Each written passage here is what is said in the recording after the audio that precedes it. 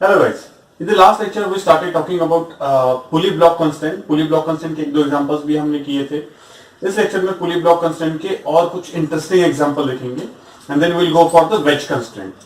So consider करो ये एक रिजिड सपोर्ट है. इस रिजिड सपोर्ट के अंदर एक वेज रखा हुआ है ऐसे वाला.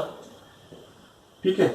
इस वेज पे थ्रू द पुली एक मास अटैच्ड है. ठीक है ना. एक मास अटैच्ड है. अब ये वाला जो वेज है, इस वेज का स्पीड है 10 मीटर पर सेकंड. इसकी वेलोसिटी इस डायरेक्शन में. ये सपोज ए वेज है, ये बी वेज है.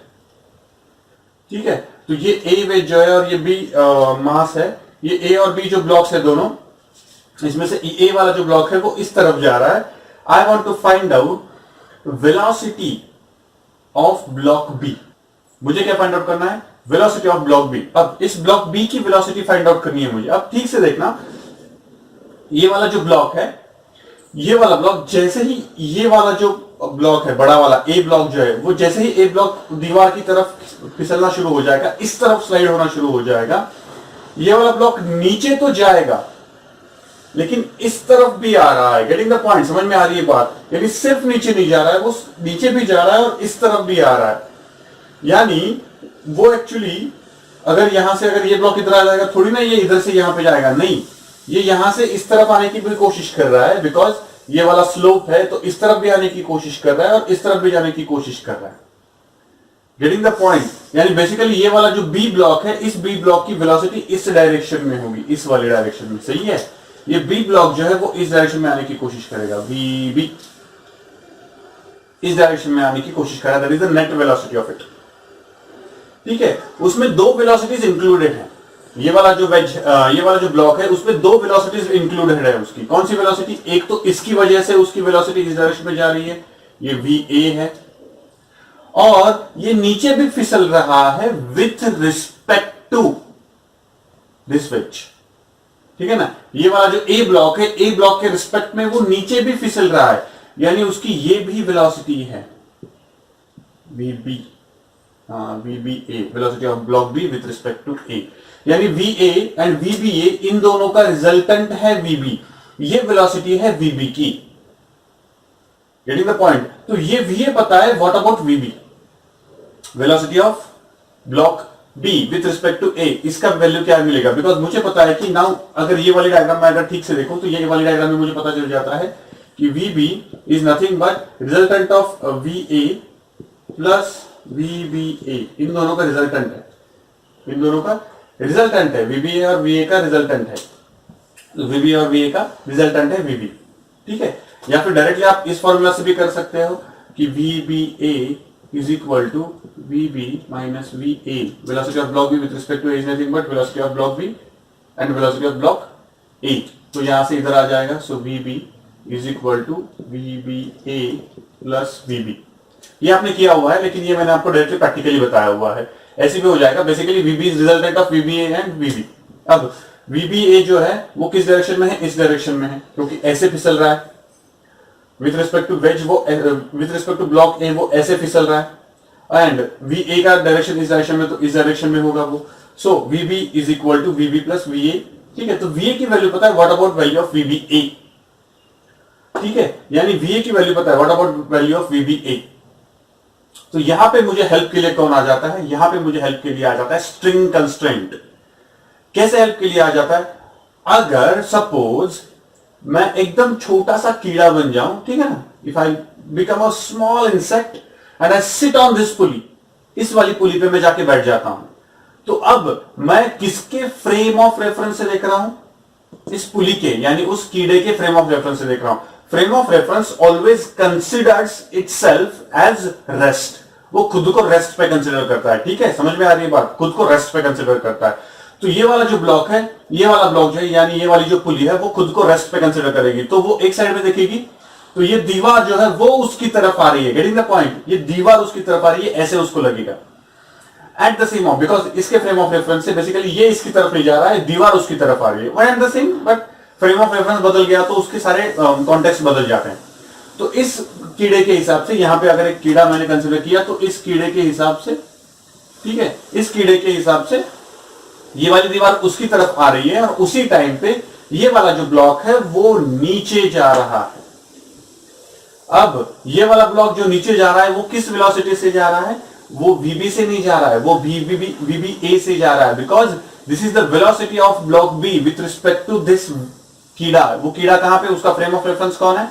उसका फ्रेम ऑफ रेफरेंस कौन है? उसका फ्रेम ऑफ रेफरेंस अभी के लिए उसका फ्रेम ऑफ रेफरेंस कौन है? उसका फ्रेम ऑफ रेफरेंस है वही ब्लॉक। तो इसकी वजह से ये बी जो है वो इसकी वजह से नीचे जाता हुआ दिखाई दे रहा है। Getting the point? तो अब यहां पे अगर मैं पॉइंट मेथड लगा देता हूं तो ये वाला पॉइंट पकड़ लो, ये वाला पॉइंट पकड़ लो, ये वाला पॉइंट पकड़ लो, ये वाला पॉइंट पकड़ लो, ठीक है। अब देखो ये ए जो है, यानी ये जो पुली है, इस पुली पे वो कीड़ा बैठा हुआ है, तो frame of reference of this pulley, इस पुली के फ्रेम ऑफ रेफरेंस से वो पुली खुद रेस्ट पे है। Getting the point? समझ लो ठीक से, इस वाली ये वाली जो पुली है, इस वाली पुली के फ्रेम ऑफ रेफरेंस से वो खुद कैसे है? रेस्ट पे है। इसका मतलब ये वाली जो पुली है, ये वाली पुली बन जाती है स्टैटिक पुली, ठीक है ना, ये वाली पुली बन जाती है स्टैटिक पुली। अगर ये वाली पुली स्टैटिक पुली बन गई तो ये वाला जो है वो इस तरफ आ रहा है और ये वाला जो पॉइंट है वो दूर जा रहा है, यानी ये वाला जो डिस्प्लेसमेंट है, ये वाला पॉइंट इस डिस्प्लेसमेंट को कम करने की कोशिश कर रहा है, ये वाला पॉइंट इस डिस्प्लेसमेंट को बढ़ाने की कोशिश कर रहा है। Point method, remember. अब ये वाला जो डिस्प्लेसमेंट है ये कम करने की कोशिश कर रहा है ये वाला पॉइंट। इस वाले पॉइंट की वेलोसिटी क्या है? अब देखो इस वाले पॉइंट की वेलोसिटी क्या होगी? इस वाले पॉइंट की इस तरफ वेलोसिटी होगी 10 मीटर पर सेकेंड, क्योंकि अब हम क्या कर रहे हैं? इसके फ्रेम ऑफ रेफरेंस से देख रहे हैं, ठीक है, इसके फ्रेम ऑफ रेफरेंस से देख रहे हैं। अगर एज ए थर्ड पर्सन देखता हूं मैं, ठीक है, या फिर ये स्टैटिक जो दीवार है इस पे इसके ऊपर अगर बैठ जाता हूं तो ये इसकी तरफ आ रहा है 10 मीटर पर सेकंड से, लेकिन अगर मैं इस पुली पे जाके बैठ जाता हूं तो ये वाला इसकी तरफ जा रहा है 10 मीटर पर सेकंड से, ठीक है। तो ये वाला जो पॉइंट है, ये वाला पॉइंट डिस्प्लेसमेंट कम करने की कोशिश कर रहा है, ये वाला पॉइंट जो है, ये वाला पॉइंट, ये वाला डिस्प्लेसमेंट बढ़ाने की कोशिश कर रहा है। ये दोनों पॉइंट्स जो है, ये दोनों पॉइंट्स तो स्टैटिक पुली पे है। अगर फ्रेम ऑफ रेफरेंस स्टैटिक पुली का है तो वो पुली स्टैटिक बन जाती है। सो स्टैटिक पुली के फ्रेम ऑफ रेफरेंस से ये वाला पॉइंट और ये वाला पॉइंट क्या बन जाता है? जीरो डिस्प्लेसमेंट चेंजर बन जाते हैं। अगर जीरो डिस्प्लेसमेंट चेंजर बन जाते हैं तो ये वाला पॉइंट और ये वाले पॉइंट के बारे में बात कर रहा हूं, यानी अब क्या होगा? इसकी वेलोसिटी अगर मैंने VB पकड़ी, देखो ठीक से, ठीक है, सॉरी VBA, इसकी वेलोसिटी VBA होगी, तो VBA अगर मैंने पकड़ी इस पॉइंट की वेलोसिटी, ये वाला जो पॉइंट है इस पॉइंट की वेलोसिटी, तो मुझे क्या मिलेगा? -10, क्योंकि वो डिस्प्लेसमेंट कम कर रहा है, plus VBA is equal to 0। So VBA is equal to 10 metre per second, यानी ये 10 मीटर पर सेकेंड मिला मुझे, ये 10 मीटर पर सेकेंड मिला मुझे। अभी यहाँ पे मुझे कोई भी एंगल्स की इंफॉर्मेशन नहीं दी गई है। अगर एंगल की इंफॉर्मेशन नहीं दी गई तो I will stop over here कि इन दोनों का बस रिजल्टेंट मिलेगा, यानी बस मैं ये वाला इक्वेशन रख के, ठीक है ना, उस इक्वेशन में ये वैल्यूज रख देता हूं। I will get the value of VB, यानी VB की वेलोसिटी क्या होगी? VA plus VBA, VA 10 metre per second, VBA 10 metre per second, लेकिन 10 प्लस 20 नहीं होगा बिकॉज वेक्टर एडिशन है। सो 10 बार प्लस 10 बार ऐसे कह सकते हो आप लोग। सो 10 बार तो 10 प्लस, यहाँ पे अभी थीटा की वैल्यू नहीं दी है। अगर थीटा की वैल्यू दी होती तो we could have considered that theta value and we would have find out the value of VB। Getting the point? So ऐसे निकाला जाता है पुली कंस्ट्रेंट से changing the frame of reference. So frame of reference change करने का भी हमारे दिमाग में होना चाहिए कि sometimes changing the frame of reference makes the things easier, ठीक है ना, यानी आप अगर फ्रेम ऑफ रेफरेंस चेंज कर दे तो बहुत सारी चीजें इजी बन जाती है। Fine, now will go for wedge constant. Wedge constant के लिए जाते हैं। Before we go for the wedge constant, last वाला जो एग्जांपल लिया था उस वाले एग्जांपल पे और एक सिमिलर एग्जांपल दे देता हूं। Try to find the velocity of block B. Block B की वेलोसिटी फाइंड आउट करने की कोशिश करो। प्रोसीजर सेम है, थोड़ा सा अलग से डिजाइन दिया हुआ है, जस्ट चेक इट आउट। यहां पे भी E ब्लॉक है, B ब्लॉक है, लेकिन स्ट्रक्चर ऐसे दिया हुआ है। यही स्ट्रिंग गोल घूम के यहां से लेके वापस यहां पे आ रही है, दैट्स इट। बाकी कोई चेंज नहीं है। Find the velocity of block B. Block B की वेलोसिटी फाइंड आउट करने के लिए बोला गया है। चलो यहाँ पे एंगल भी दिया गया है, कंसिडर करो ये वाला जो एंगल है वो 37 डिग्री एंगल दिया हुआ है। Find out the answer. Answer find out करने की कोशिश करो। ये वाला जो ब्लॉक है, ये वाला ए वाला जो ब्लॉक है वो इस डायरेक्शन में जा रहा है 10 मीटर पर सेकेंड से। ये वाला जो ब्लॉक है वो इस डायरेक्शन में 10 मीटर पर सेकंड से जा रहा है। Find out the absolute velocity of B. Absolute velocity of B find out करने की कोशिश करो। ठीक है, now will go for the wedge constraint. Consider करो ये एक वेज है। देखो वेज यानी क्या होता है? वेज यानी ऐसा ऐसा ब्लॉक की जिसके जो एंड्स होते हैं, जिसका जो शेप होता है मोस्ट ऑफ द टाइम्स, वो shape most of the times नहीं, शेप उसका फ्लैट होता है, यानी उसके एजेस जो होते हैं वो फ्लैट होते हैं, कर्वी एजेस नहीं होते हैं, उसको हम वेज कहते हैं। ठीक है ना? तो कंसीडर करो कि ये एक वेज है which is allowed to move in the vertical direction only, यानी ये सिर्फ वर्टिकली जा सकता है। दूसरा एक वेज कंसीडर करो, चलो ऐसे है, ये दूसरा वेज है, ये दूसरा वेज है, ये वेज ए है, ये वेज बी है, जो फ्लैट सरफेस पे हॉरिजॉन्टली मूव होने के लिए बाउंड है। अब हॉरिजॉन्टली मूव होने के लिए बाउंड है। अब ठीक से देखना यहां पे होता क्या है, एकदम ठीक से देखना। ये वाला जो ए वाला जो वेज है वो नीचे आने की कोशिश करता है, लेकिन वो तभी नीचे आ पाएगा जब ये इस डायरेक्शन में जाएगा। ठीक है ना? अब इन दोनों का ये कॉन्टैक्ट सरफेस कंसीडर करो, ये वाला कॉन्टैक्ट सरफेस, तो ये वाला पॉइंट कंसीडर करो, ये वाला पॉइंट अगर मैंने कंसीडर किया तो ये वाला जो डायरेक्शन है ये वीए का डायरेक्शन है। ठीक है ना? अब सॉरी वीबी का डायरेक्शन है, ये वाला नीचे वाला डायरेक्शन वी ए का डायरेक्शन है। अब ये जो कॉन्टैक्ट सरफेस है, यहां पे ये जो कॉन्टैक्ट सरफेस है, इस कॉन्टैक्ट सरफेस को मैंने परपेंडिकुलर एक कंपोनेंट निकाला, एक परपेंडिकुलर कंपोनेंट निकाला। ये वाला जो कंपोनेंट है बेसिकली ये इस कॉन्टैक्ट सरफेस को परपेंडिकुलर कंपोनेंट है। ठीक से देखना, इस कॉन्टैक्ट सरफेस को परपेंडिकुलर कंपोनेंट है। अब यहां से मैं अगर देखता हूं तो ये वाला एंगल अगर थीटा है तो ऑब्वियसली ये वाला भी थीटा होगा। ठीक है ना? अगर ये वाला ये वाला थीटा है तो ऑब्वियसली ये कितना होगा? 90 माइनस थीटा होगा। अगर ये 90 माइनस थीटा है तो ये वाला एंगल कितना बन जाता है? थीटा, बिकॉज ये हॉरिजॉन्टल है, ये वर्टिकल है, राइट। अब ये वीबी जो है, ठीक से देखना, ये वीबी जो है ये वाला, इसका ये वाला कंपोनेंट क्या होगा? ये वाला, इस वाला कंपोनेंट, ठीक है ना, अलोंग दिस लाइन ये वाला कंपोनेंट क्या होगा? तो 90 माइनस थीटा है, एंगल पता है तो क्या होगा? वीबी cos 90 minus theta which is nothing but VB sine theta. सही है, वीबी साइन थीटा। दूसरा ये वाला कंपोनेंट, ये वाला जो वर्टिकल वीए है, इसका इसी अलोंग, इसी perpendicular to the contact surface, इसी के अलोंग वेलोसिटी कितना होगा? ठीक से देखना, इसी के अलोंग वेलोसिटी कितना होगा? V A cos theta, V A cos theta होगा, और इसका क्या होगा? V B sine theta. अब ठीक से देखो, जैसे ही ये नीचे आ रहा है वैसे ही ये इस तरफ जा रहा है। अगर ठीक से देखना, अगर इस पॉइंट पे वीबी का ये वाला कंपोनेंट एंड वीए का ये वाला कंपोनेंट, ये दोनों अगर अलग अलग होंगे, ठीक से देखो, ये नीचे आ रहा है, ये इस तरफ जा रहा है, अगर इसकी इस तरफ जाने की वेलोसिटी और इसकी नीचे आने की वेलोसिटी, ठीक है ना, इसकी इस तरफ जाने की वेलोसिटी और इसकी नीचे आने की वेलोसिटी, अगर वो दो वेलोसिटीज अगर कंप्लीटली अलग अलग हैं, टू बी प्रिसाइज, ये वाला जो कंपोनेंट है, इनका ये वाला जो कंपोनेंट है, ये दोनों कंपोनेंट्स अगर अलग अलग है, यानी ये इस तरफ जाने की कोशिश कर रहा है और ये इस तरफ जो जाने की कोशिश कर रहा है, ये दोनों कंपोनेंट्स अगर अलग अलग हैं तो ये दोनों वेज एक दूसरे के अंदर घुस जाते हैं। एक तो क्या हो जाएगा, अगर ये फास्ट ऑब्जेक्ट हो, ये इसकी वेलोसिटी ज्यादा है और इसकी वेलोसिटी अगर कम हो गई, इसकी वेलोसिटी ज्यादा, इसकी वेलोसिटी कम हो गई, तो ये इसमें घुस जाएगा। अगर इसकी वेलोसिटी ज्यादा और इसकी वेलोसिटी कम हो गई तो ये नीचे आने से पहले ये इस तरफ फिसल जाएगा। To have a faithful